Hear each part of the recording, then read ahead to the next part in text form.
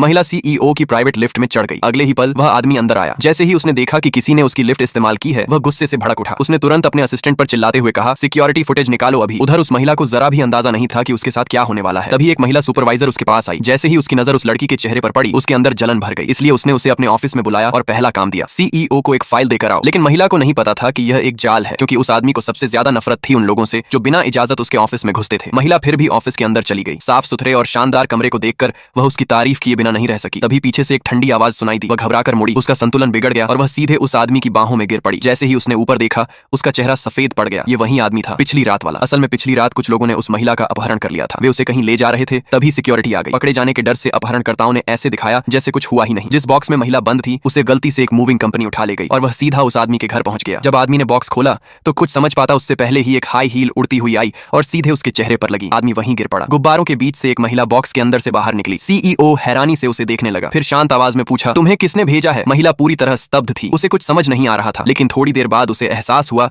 कि उसका अपहरण हुआ था। सीईओ हल्का सा हंसा। उसने पहले भी कई महिलाओं को अपने करीब आने के लिए तरह तरह की चालें चलते देखा था, लेकिन किडनैप होने का नाटक ये पहली बार था। उसने तुरंत उसे घर से निकल जाने को कहा, लेकिन जैसे ही वह मुड़ा, उसका पैर फिसल गया और वह सीधे महिला की तरफ गिर पड़ा। उसने किसी तरह बॉक्स को पकड़कर खुद को संभाल लिया। दोनों ने राहत की सांस ली कि उनका किस नहीं हुआ, लेकिन तभी बॉक्स टूट गया और अगले ही पल दोनों के होंठ एक दूसरे से टकरा गए। महिला एक पल के लिए जम गई, फिर उसने उसे जोर से धक्का दिया और उसके चेहरे पर एक थप्पड़ मार दिया।